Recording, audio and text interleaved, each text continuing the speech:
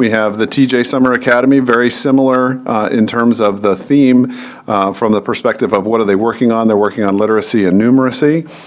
Students are engaged in about 110 minutes of enrichment activities and themes that include wellness at second grade, ocean exploration at third grade, Harry Potter at fourth grade, and we tweeted a really fun picture out from Hogwarts yesterday, and then approximately 60 minutes of RICU, which is the Reading Intensive Care Unit framework for literacy, and about 15 to 20 minutes of time outside. It's not a full day program, but it is an opportunity for students to really focus. And Shannon Evans, who is our one of our reading teachers at Thomas Jefferson, is the person there.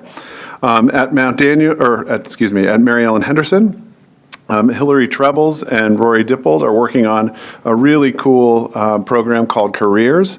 And Careers is where students are participating in 2 problem-based learning, or PBL, you'll see that acronym PBL, problem-based learning units that are focused around careers.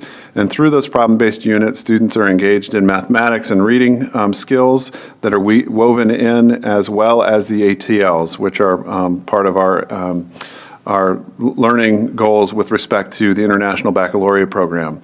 Math block is focusing on certain strands that have been identified based on some of our SOL data from our math teachers to try and boost some skill throughout the summer, but really doing it in a fun, problem-based way. Some of the things that they're most excited about are some of the hands-on field trips, and one of them in particular right next door at the Think A Bit Lab at Virginia Tech.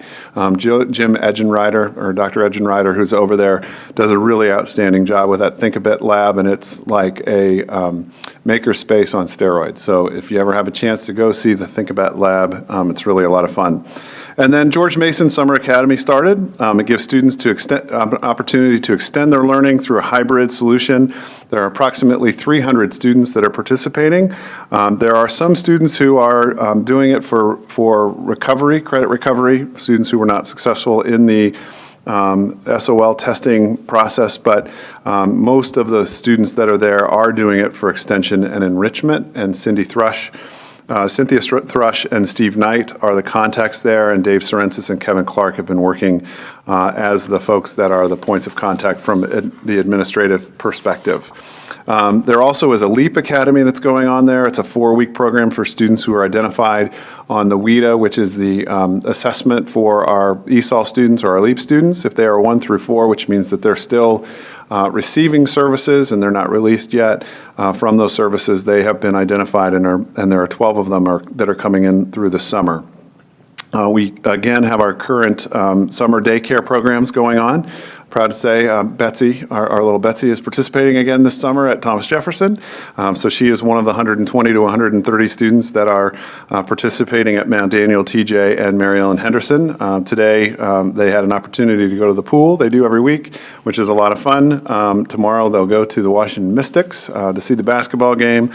But there are tons of fun activities, building birdhouses, making homemade ice cream, s'mores, and every week they have a special guest. And yesterday at Thomas Jefferson anyway, it was someone who came and showed them how to dance Bollywood style. So they really enjoyed that a lot.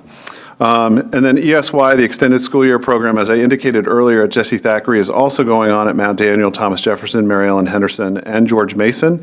At Mount Daniel, we're serving 20 students, TJ 15, Henderson 15, and George Mason 5. So approximately 50 students are continuing to receive services through the summer through special education.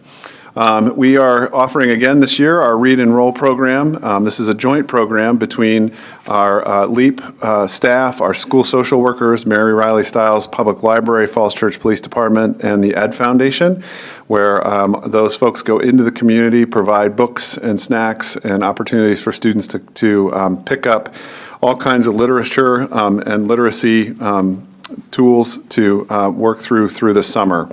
We are targeting our bilingual students and our outreach to our LEAP parents, so we've been leveraging the relationships that people like Erica Zabalos and others through the FRC have been able to establish over the last year. Huskies in the Keys. This was a trip where 7th and 8th graders went with Kathleen Johnson. There were 65 of them. traveled to Florida for 5 days and 4 nights through the World Strides program, and they splashed into science and had a really great time. And they toured the largest turtle veterinary hospital in the United States, which was a lot of fun for them. And I also believe they went to the Dolphin Research Center and had a chance to be at the DRC as well. The Falls Church Ed Foundation, I just want to give them a shout out for their thanks. They do subsidize some funding for some of our students that are able to attend because of their support, their generous support to our daycare program and the Family Assistance Fund. And then lastly, before you know it, we're going to be back at it. August 5th is the starting date for all sports and athletics back at George Mason High School. So golf, cross country, volleyball, field hockey, football, and cheer will all begin again on August 5th. And our coaches and the staff are gearing up for that already. So although it feels like school just let out a week and a half ago, which is pretty close to how long ago it was when school let out, maybe 2 weeks ago, we already are in the throes of making sure we're ready to open our doors next year with some students that have had opportunities not only for intervention and a few receiving some remedial opportunities, but an awful lot of kids are getting tons and tons of enrichment and extension activities here in the city of Falls Church, and it's something I think that's unique to the city and something that you all can be very proud of. So that's my Summer in the City update. I'd be happy to take any questions that you may have.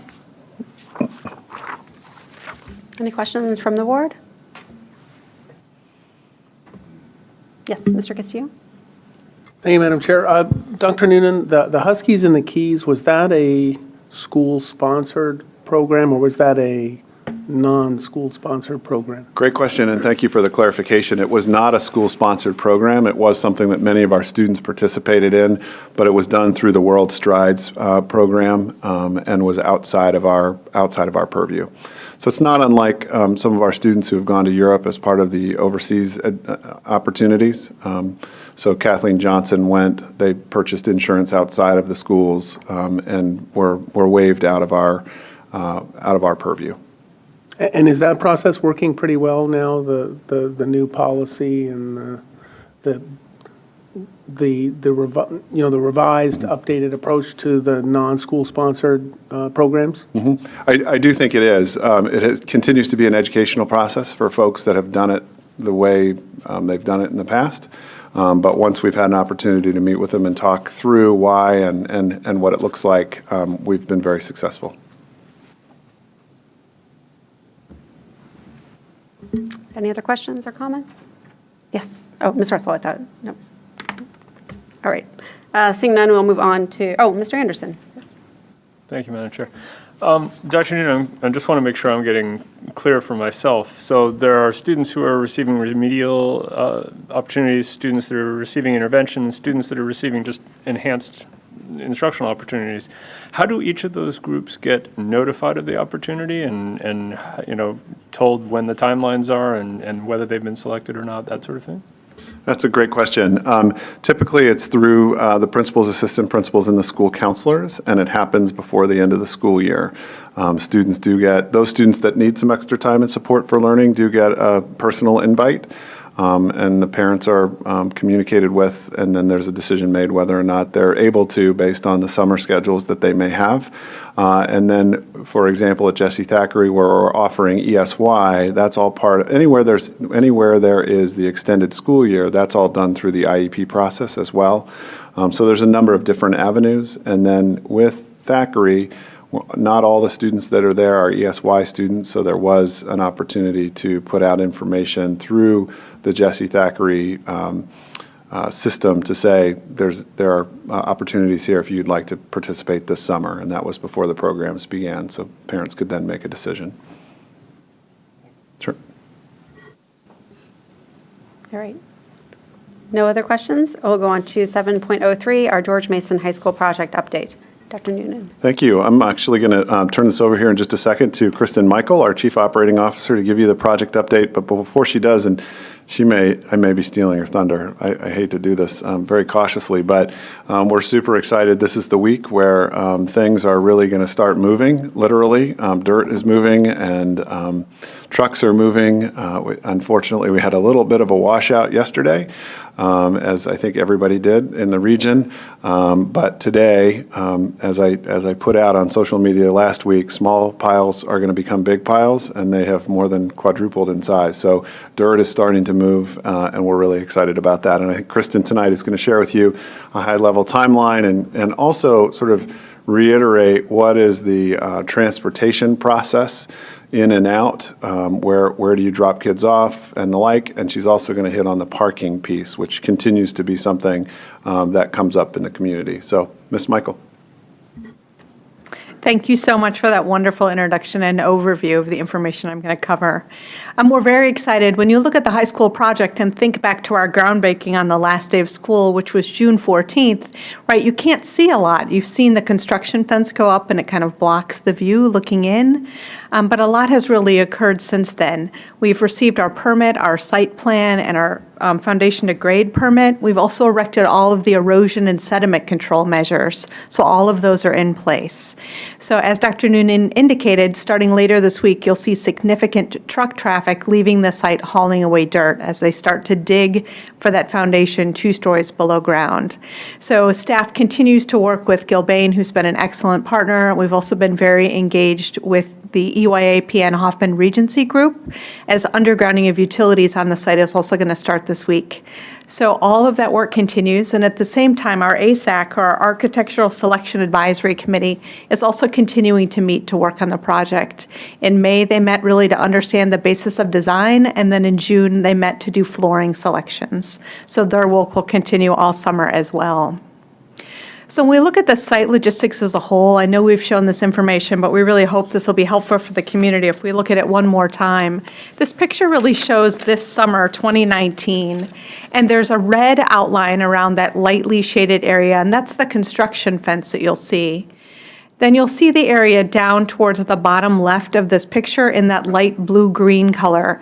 That is additional parking that will be added over the summer. So when you look at our parking, which I'm going to cover later in this presentation, and we talk about the level of parking available this summer, it's really important that the community and our students and parents and families understand that when school opens in the fall, we will have the same amount of parking that we currently have available.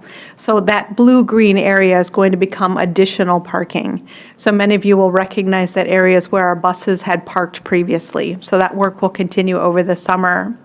Also on this map, you'll see in some orange arrows our construction traffic. So when the dirt removal starts this week, those trucks are expected to enter from Broad Street or Route 7, come through the entrance there by Mariel and Henderson. They'll be going up the graphic in this picture towards where our bus turnaround lane used to be. They will enter the construction site there, be filled with dirt. Then they'll go through a wash process where they'll be rinsed off so we're not carrying extra dirt to the rest of our school site. And then they're going to exit across what will be known as Mustang Alley to come out on Haycock. And then from there, they should be continuing to turn right to go back to Broad or 7. They'll go to 7 and then they'll get on 66 headed west. So again, we expect to see significant truck traffic later this week. Gilbane has been an excellent partner in terms of we're going to not have truck traffic whenever we can during both arrival and dismissal. So that'll be an important part as we look at this traffic flow this week. So we just wanted to remind parents who are entering the site as well. So when I talked about that truck traffic coming in, really we know our tightest point in terms of construction traffic, parent traffic, and everything is the entrance from Route 7 near Mariel and Henderson. Right. In addition to that truck traffic that I talked about in parent traffic, we're also going to be undergrounding utilities in that area. And that work is going to occur in the evening starting at 4 p.m. So we've really worked hard to make sure we're impacting our families as least as we possibly can. So to help with that process, what we're asking for our parents who are coming to bring their students to Mariel and Henderson for camps that are in the gym is that they enter our site through the front of George Mason, or the piece of George Mason that abuts Route 7.